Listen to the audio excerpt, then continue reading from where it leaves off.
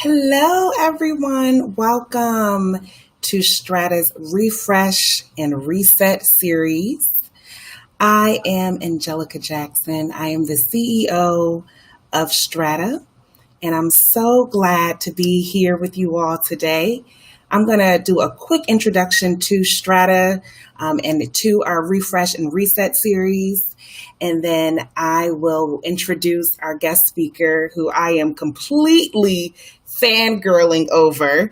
So I'm so excited for this time today. Let me tell you a little bit about myself. I'm Angelica, again, the CEO of Strata.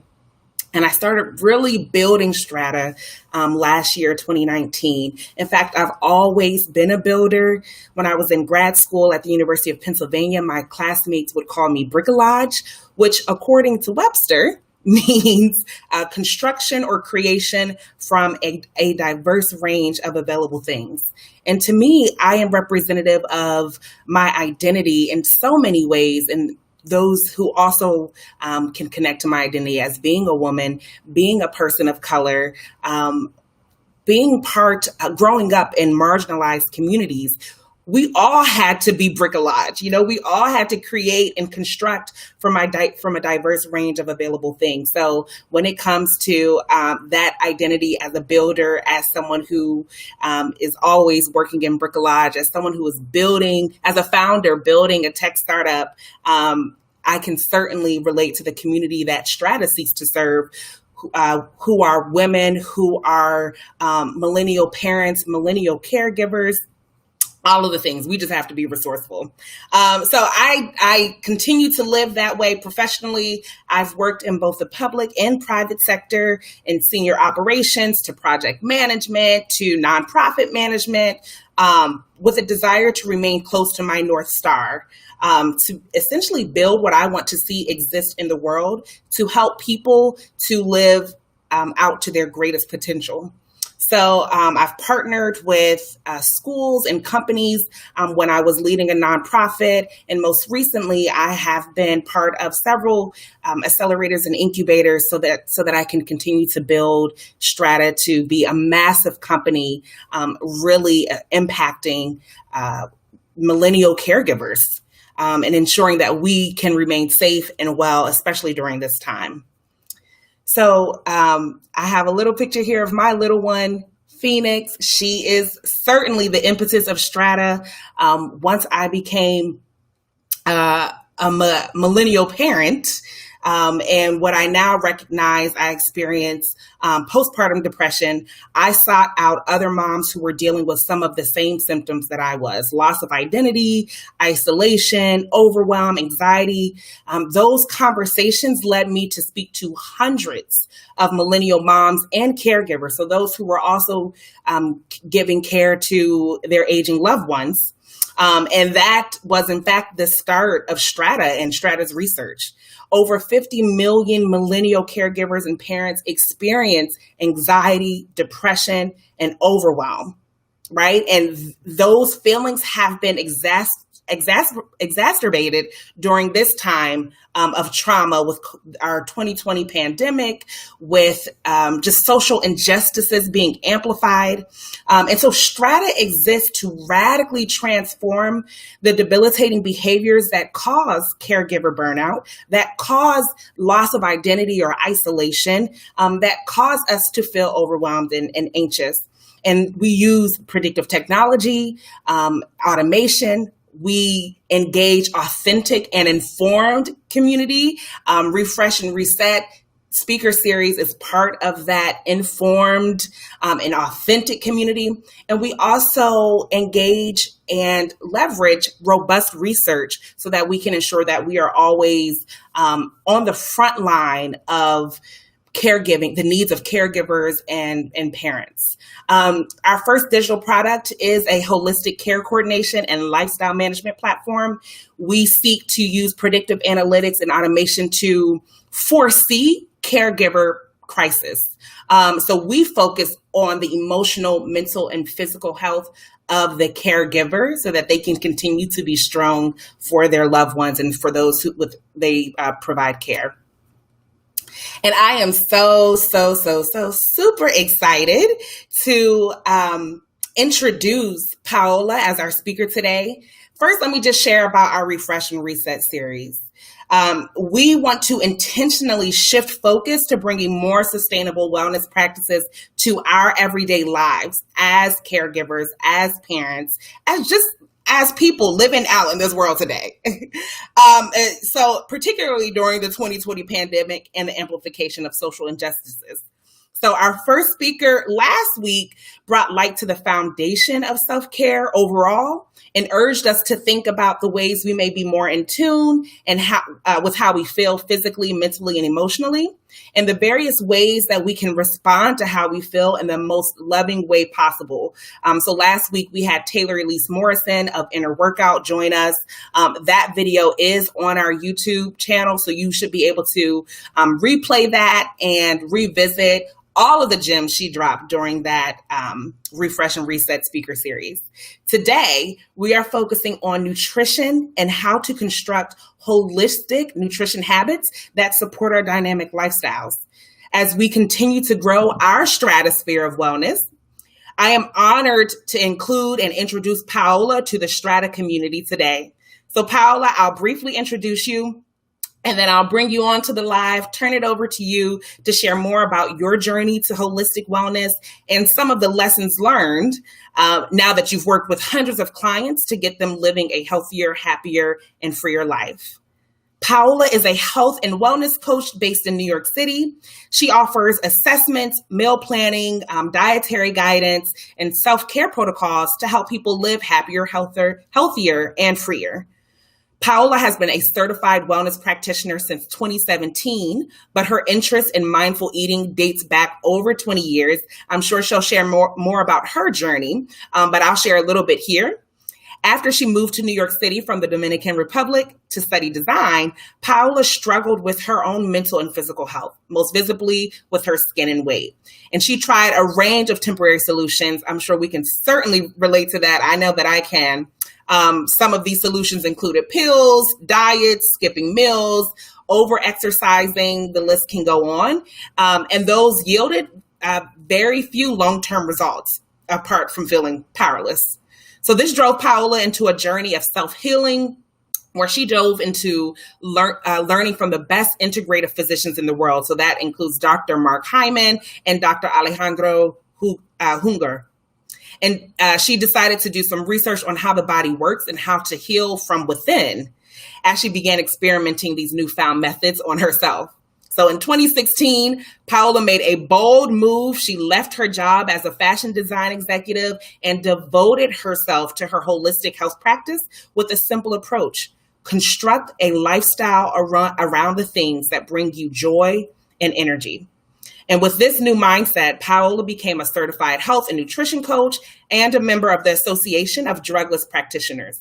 And over the past 3 years, she supported over 100 women in particular in aligning their minds and bodies. Her food as medicine approach has helped her clients look and feel youthful, achieve mental clarity, release weight and inflammation, improve mood and sleep, and feel lighter about life in general. So most importantly, Paola helps people, again, particularly women, develop trust in themselves again. So I would certainly ask you all to join me in welcoming Paola to the Strata community. I'm going to stop sharing my screen and bring Paola onto the live. Let's see here. I'll stop sharing that. Hello, everyone. Hi, Paola. Welcome. Can you hear me? I can hear you. Can you hear me? Yes. Thank you so much for joining me here today. I would love to just start this conversation off, and today it'll be sort of interview style, and I'll ask you a few questions. We did receive some questions from the Strata community. We also may receive questions in our chat. So I may pop in every now and then to bring those questions into the conversation. But I would like to start off by just asking you to maybe elaborate on your journey. Actually, one of our questions was, how long have you been doing holistic work? What inspired your path? So I would just ask that you elaborate a little bit more on that, and then we'll dive deeper after. Sounds good. Thank you so much for inviting me to be on your amazing platform, because you're hitting on something that is so necessary, and it's for caregivers to take care of themselves, which we often don't do. And that goes for parents, that goes for managers, that goes for caretakers of any sort, where we're putting everybody else and all the things we have to do before we take care of ourselves, without realizing that when we care for ourselves, we can better care for others. So that's kind of how my journey, it all came together. Because, you know, when you're growing up at home, I had health issues. When I was growing up, my mom was there. She was amazing, and she would take care of me, and she knew exactly what to do. She could see something's off. I know where to take her. I know what to do. And then when I moved here, I didn't have that. So things started kind of unraveling slowly, faster, would stop, I would go back, but I never learned how to take care of myself. You know, I think parents don't often empower their children in caring for themselves, because we do everything. So, right.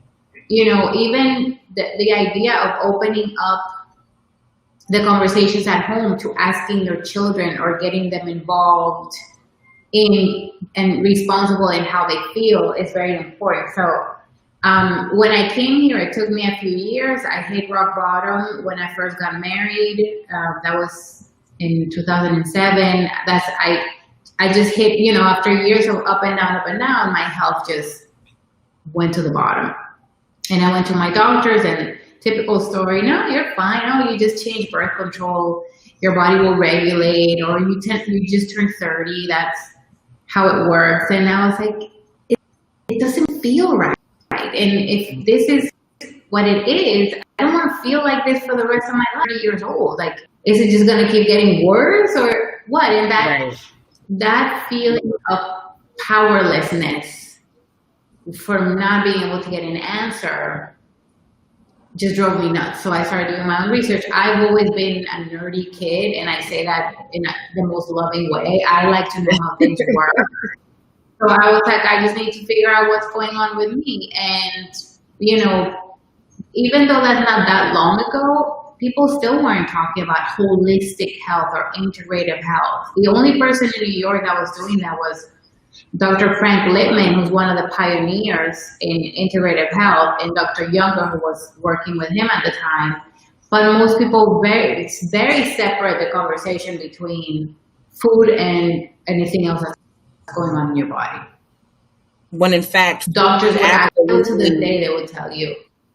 I was just interjecting to say, when in fact, food is like one of the primary drivers of how our body responds to just, you know, external forces, right? External circumstances and things like that. What we're putting inside our body certainly can affect how we respond to, you know, stress, anxiety, and things like that. Yeah. So I think it's so interesting that you just said that a lot of times physicians would separate the two. Yeah. It's like, oh, I didn't know that. That has nothing to do with it. If you have an issue in your liver or your gallbladder or your heart or anything, they're like, oh, heart disease, lower fat, which actually I'm not even going to get into that. It's completely wrong. But, you know, doctors, I love doctors. We need doctors. Doctors heal you when you're ill.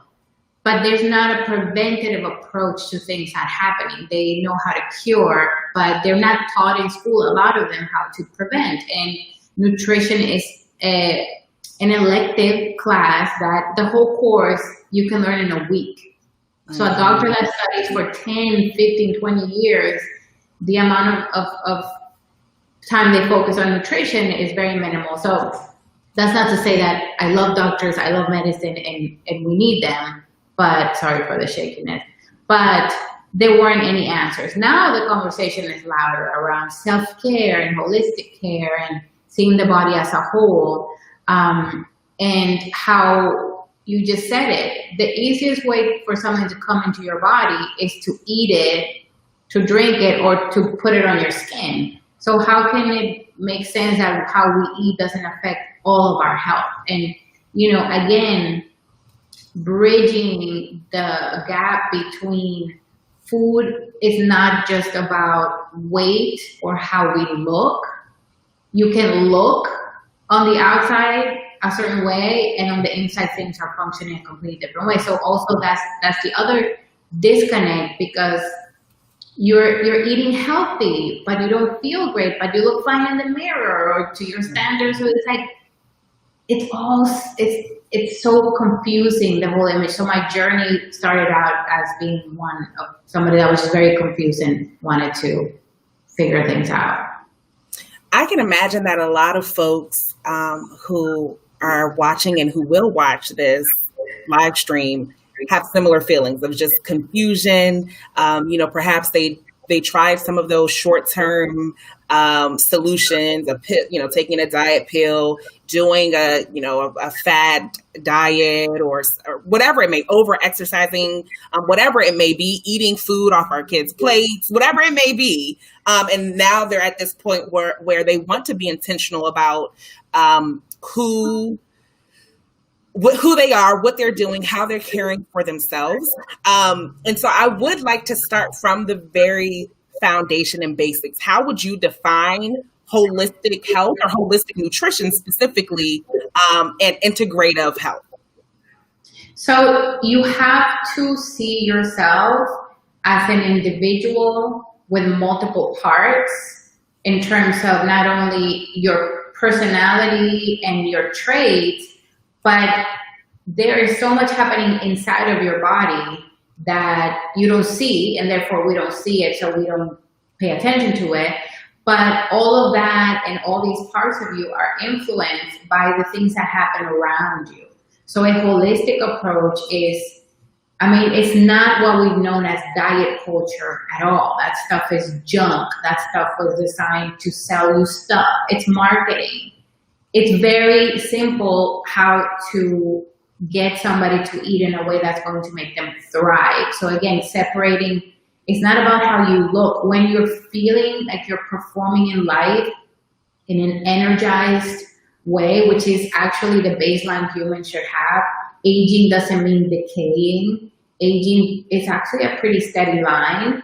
And holistic means that how you eat, how you sleep, how you move, the people that are around you, the people you work with, what's happening on in the world and how you're managing it. Are you taking time in contemplation, thinking? All of those things have to do with how you feel, which in turn reflects on the outside of you. So this whole idea of if I'm thin or if I'm overweight or that doesn't mean anything, because it all comes down to feel. Size doesn't matter. How do you feel? That's the key, and that's where the holistic and a holistic approach embraces. It's not commercial self-care. It's not commercial wellness industry where you have a lot of women that look not like me, eating things that actually are not that great, and taking things to extreme. It's like, what works for you? Well, I would need to know how you live. How do you live? And then we can talk. That actually brings me to another question that was asked by someone in the Strata community, which is, if someone wants to approach a holistic journey, specifically with their nutrition, what are like the top or the first three things they should consider? Like I've already heard they should maybe take some time for reflection to understand, the people they're around, just like what you just said, the people they're around, how they're feeling mentally, emotionally, physically, how they're managing current events that are happening around them and with and through them. So what are, like, if we could just say, here are the top three things, or the first three things you should do to start your holistic journey, what would you list them as? So interesting when you ask that. I have a list. I will go down the list of like the actual tangible action steps. But Okay. I would say the first thing to do is separate yourself from all the information you've been receiving and be very particular about whose information you are allowing into your mind. There's so many voices. There are so many channels of information. Some of them look a certain way. Is there substance behind that? Anybody can influence anybody these days. So, and I'm not talking only believe people that have certification from, no. Step back. We are all intelligent people. Is that person living a life that you really want to live? Is that person in agreement with things that you agree with? Or is that voice because it's trending right now, or is because the one that keeps coming up and you're listening to, but do you really connect with that? Mm-hmm. So first of all, be really picky about where you get your information. Books are great, studies are great, people that are reliable, resourceful, or people that you connect with in some way, shape, form, truly and deeply. So once you decide whose information you're going to be listening to or what group of people are going to be listening to, then simple things you can do are, in terms of nutrition, there's a very simple formula in what makes human beings thrive, literally by looking at how we digest food and what are the foods that nurture us. So forget about macros, forget about rich calories, forget about, no. Micronutrition from plants, from protein, from good fats. That's essentially the focus. If you have a big salad and you have some cooked vegetables and you have an adequate amount of protein that makes you feel satisfied, and a lot of nuts and seeds and good oils and grass-fed butter and things like that, fantastic. My analogy is if you would be walking in the forest or in the wilderness, you see fruits. You can eat them, right? Very easily. You can eat leaves, you can eat lettuces, you can eat plants. You could even catch a little fish, a bird, and eat them very easily. But if you come across a field of wheat or oats, you can't eat that. You can eat that. You actually were not meant to digest it. So when you look at food, there's no cake in nature. There's no boiled rice in nature. It's almost like, what are the things that, even if you eat them raw, which I'm not recommending, but what are the things that are designed by nature for us to eat? If you feel like you have to cook the heck out of it or mix it with 27 different things, then it's not really, your body's not going to, our body is connected to the earth. So simplify things. Forget about counting anything. Forget about being vegan or keto or whatever the word is. Just eat real food. Michael Pollan says, eat real food, mostly plants, not too much. You know, in terms of things to keep your body in optimal condition, just move your body. Again, it doesn't matter what form. Walking is fantastic. A 20-minute walk will do the trick. If you want to take it more intense, find something you love, but move your body every day. There's a study that states that sitting is the new smoking, because we're sitting all day long. When you sit, nothing flows, nothing moves, and not only energetically, but your lymphatic system, everything is static. So find a way to move. That would be number 2. And then the other 2 are work on your sleep hygiene. Like, how sleep is when the magic happens. It doesn't matter if you're eating super healthy and if you're working out every day. If you're not sleeping, that's when all the recovery and the detoxification happens. It's not going to happen.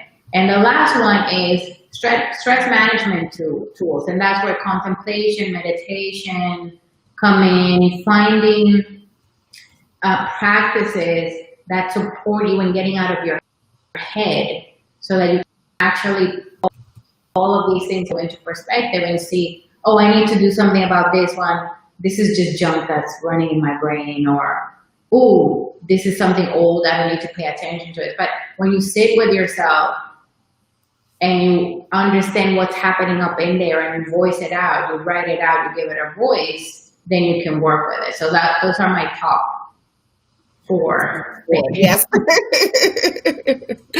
Thank you for sharing that. And to me, it seems, and I would love your thoughts on this, that stress management is probably like I think specifically for the Strata community.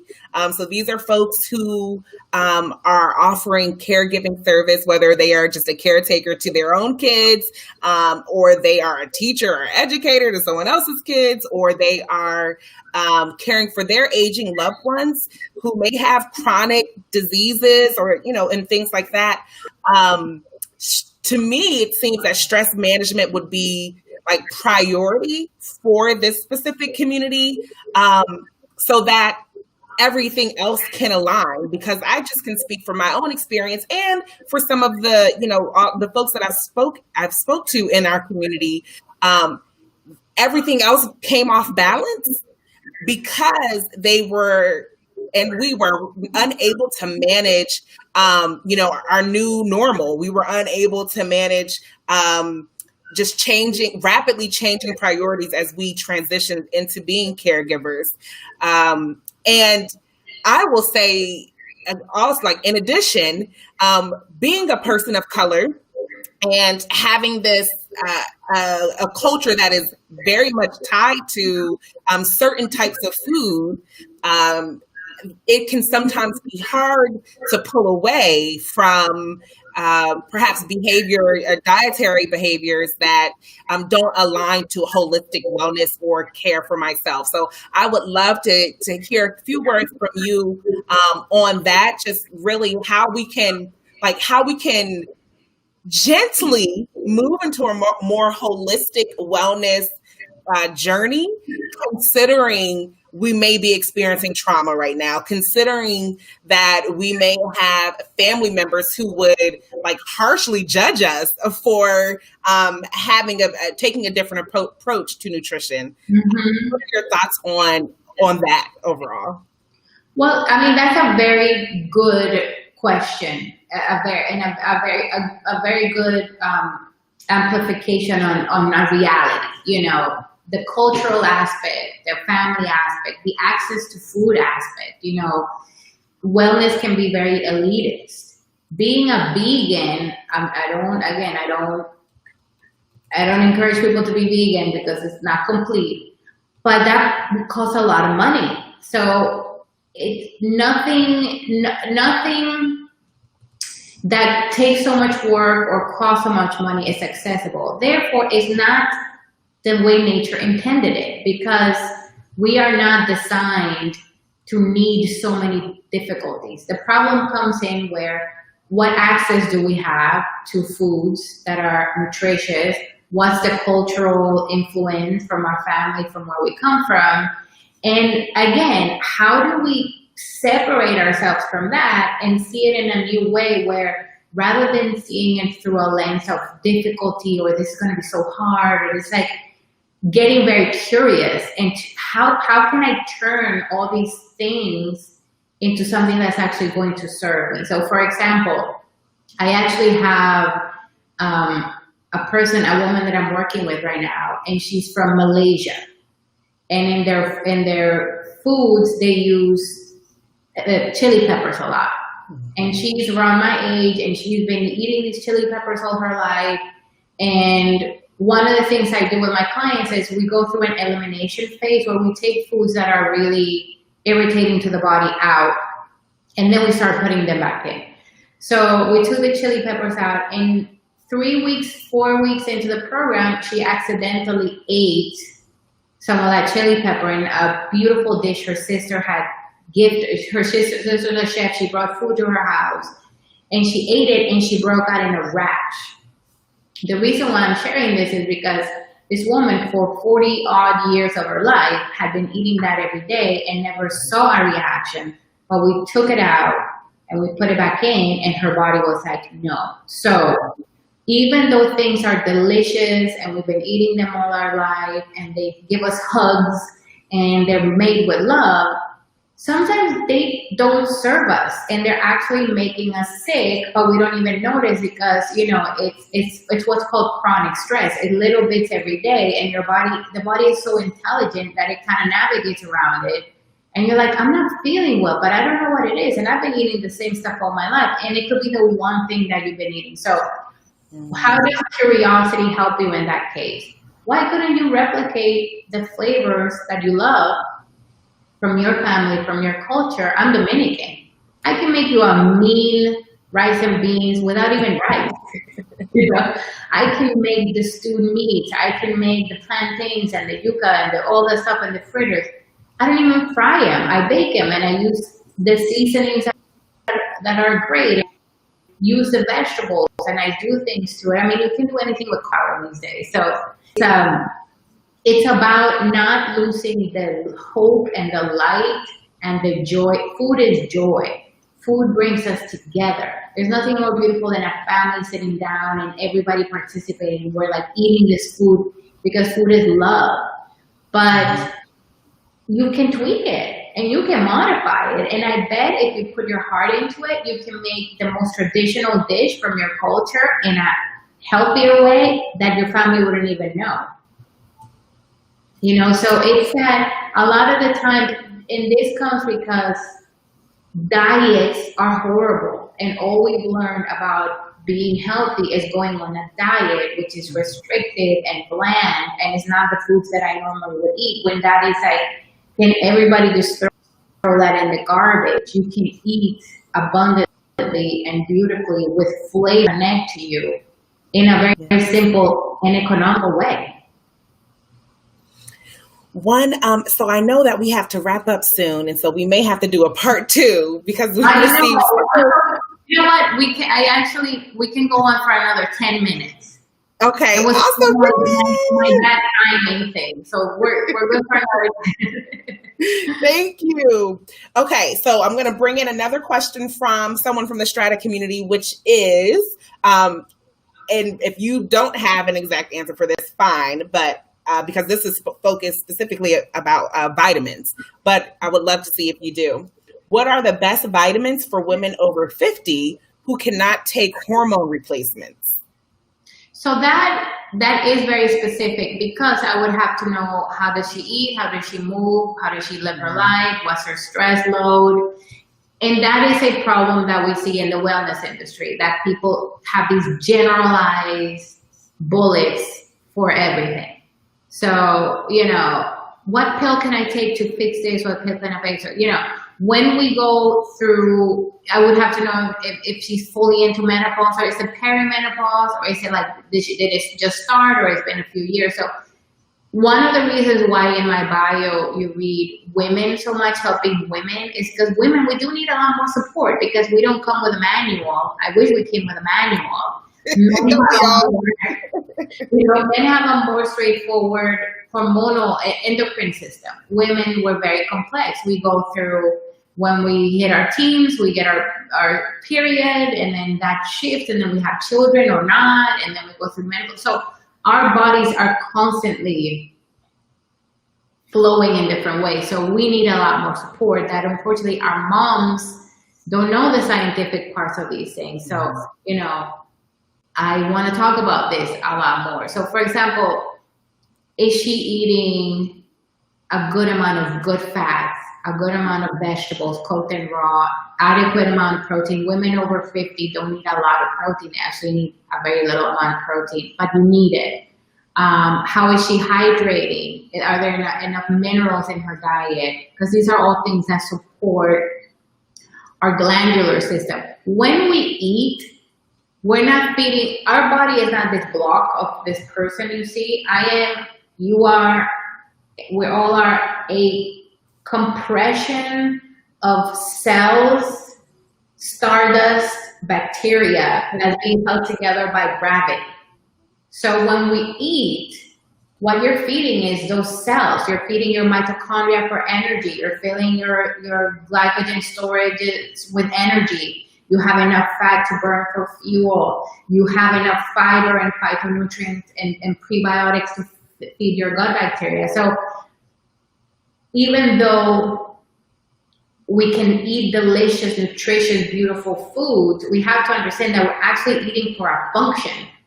And eating for joy can have that function. You don't have to eat boring and separately to feed yourself. You can eat fun and beautiful and loving to feed yourself. So I don't recommend any particular bullets for something if I don't know how you've been living. But the first place to look is your food, your movement, your rest, and your stress management tools before you start taking any supplements.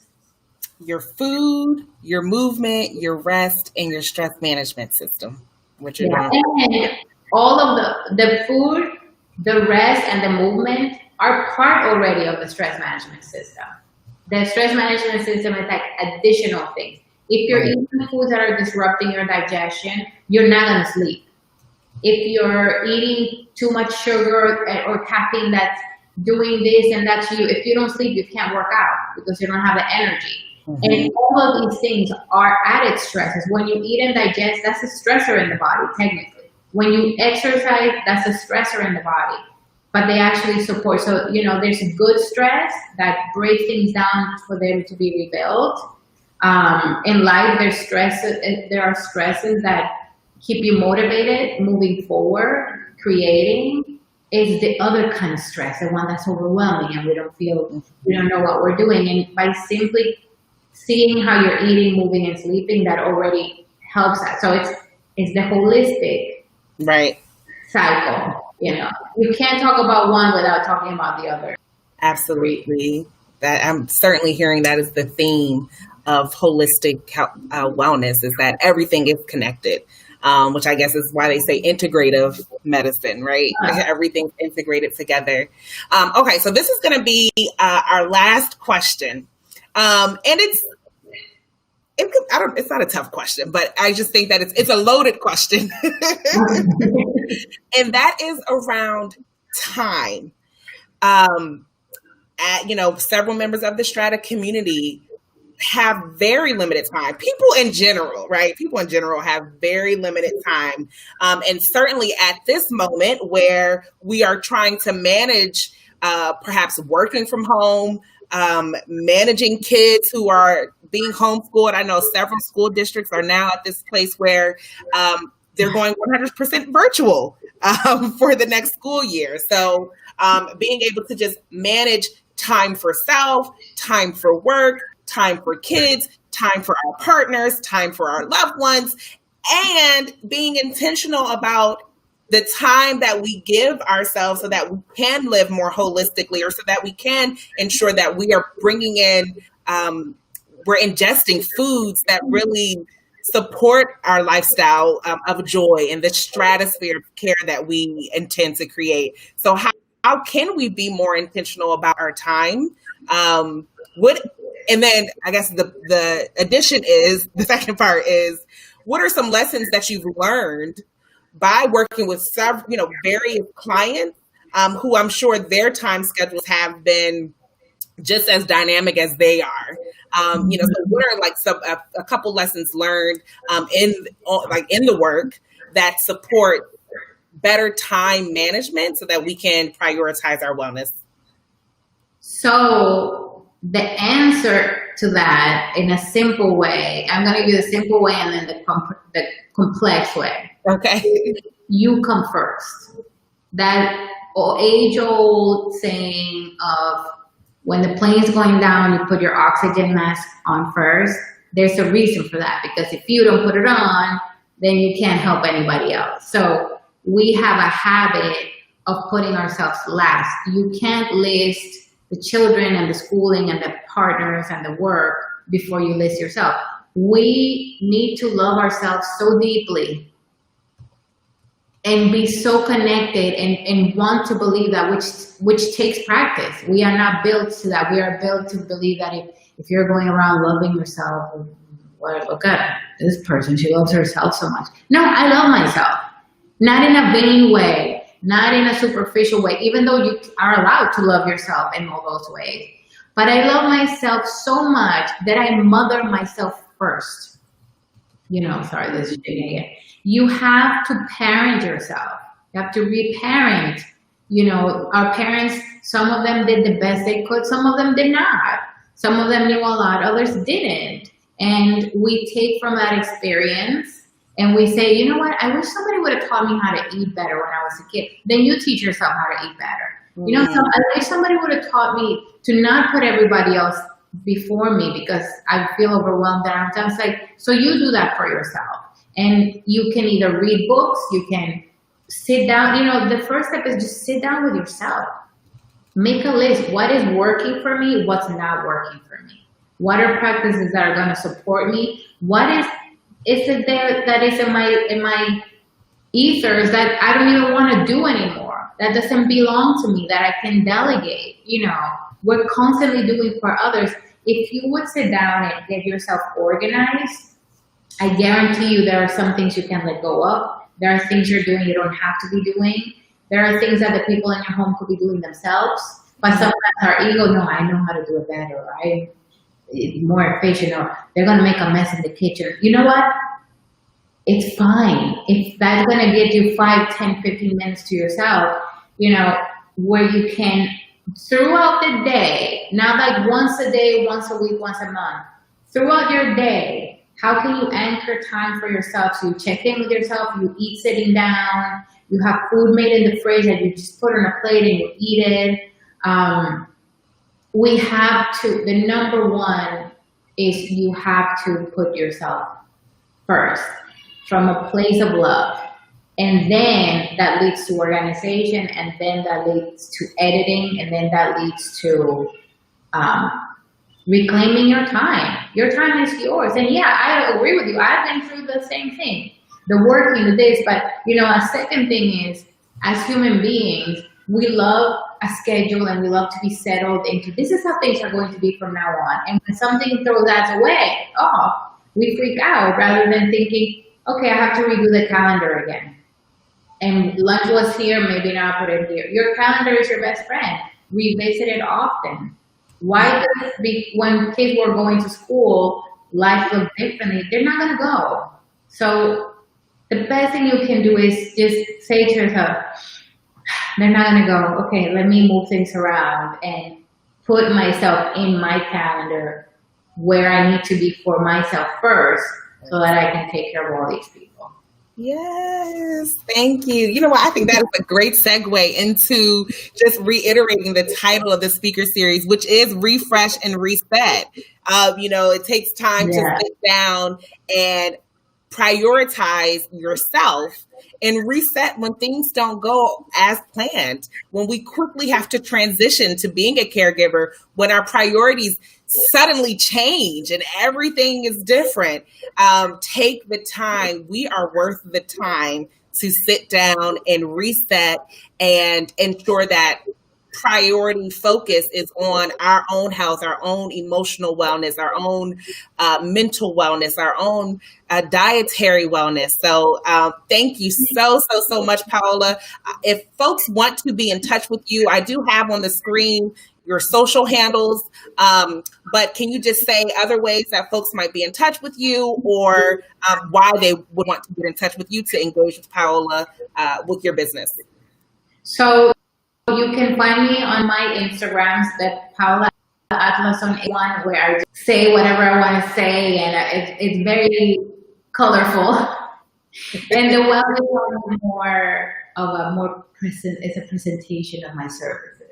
But you can go for either or. If you want to reach out, you can email me at paola@paolaatlason.live. And I love to talk and share. And if people have questions, if you're interested in my programs, you can go on my website.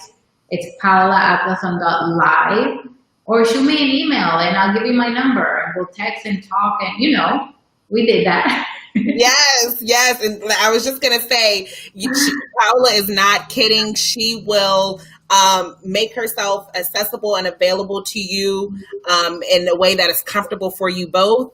And she is just a wealth of information and knowledge, as you all were able to just get a nugget of all of the information and wisdom that Paola beholds. So thank you so much for joining us today. I'm so excited for this for this wellness series. And I hope that folks really were able to get something out of it.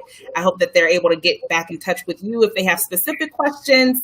But with that, thank you, and I hope that you have a beautiful day. Thank you. You too. It was so nice seeing you. Nice to see you too. We haven't seen each other, so now we finally get to see each other live as much as possible. Thank you too. Your spirit just comes through because I had heard your voice, and now I see the light. I let my hair out for you. Yes, I did too. To the side, a little side flag. I love it, Paola. Thank you so much. Again, if anyone wants to get in touch with me or with Strata, you can certainly follow us on Instagram and Twitter at Join Strata. And our website is joinstrata.co. Thank y'all so much. Love you and take